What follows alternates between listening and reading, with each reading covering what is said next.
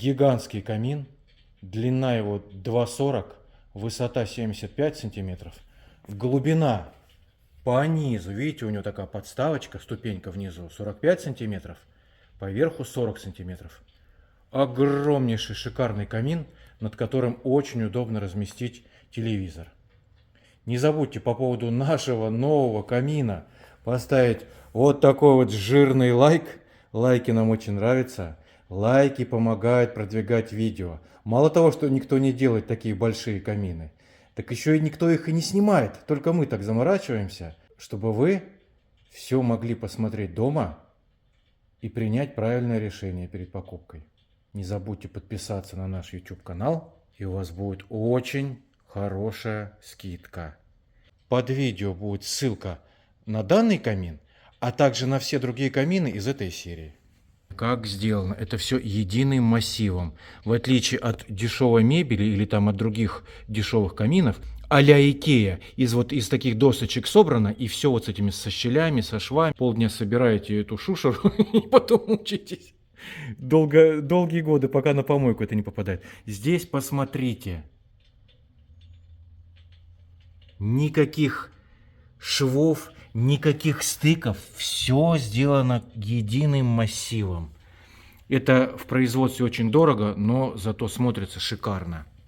Основная часть корпуса это цвет графит, а низ черная эмаль.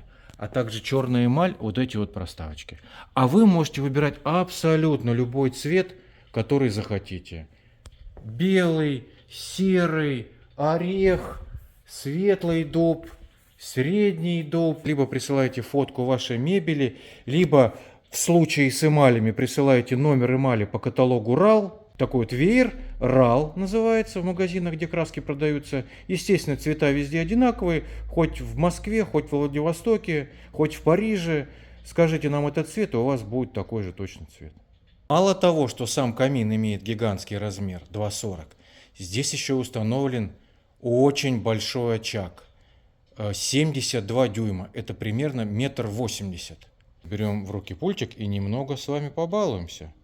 Так, кнопочка с огоньком. И далее что происходит? Несколько вариантов свечения пламени. Можно делать очень необычные цвета. Под любое настроение. Удивить себя, удивить гостей. Как вы слышите, есть звук потрескивания дровишек. Сейчас под стеклом установлен муляж дров, но это не единственное, чем нас порадовал производитель данных очагов. В комплекте еще идет несколько кульков с кристалликами.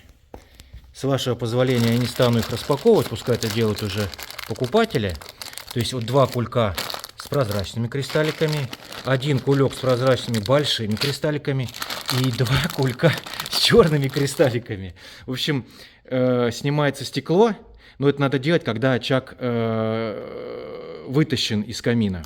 Снимается стеклышко аккуратно, снимается муляж дров и раскладываете по своему усмотрению вот эти кристаллики. И тогда, конечно, картинка приобретает космический характер. Под видео по ссылочке можно посмотреть подробный обзор на этот очаг именно в варианте с кристалликами. Я его недавно делал. Вот эти вот боковушечки, по вашему пожеланию, можно делать открывающимися. Примерно это вот так вот будет выглядеть. Нажали, отскочила. За небольшую дополнительную оплату. Под видео будет мой телефон. Зовут меня Антон. Звоните, пишите. Все мы с вами обсудим. Какой цвет или какие два цвета. Какой очаг. Какие размеры, и сделаем, как вам надо. Спасибо, что посмотрели.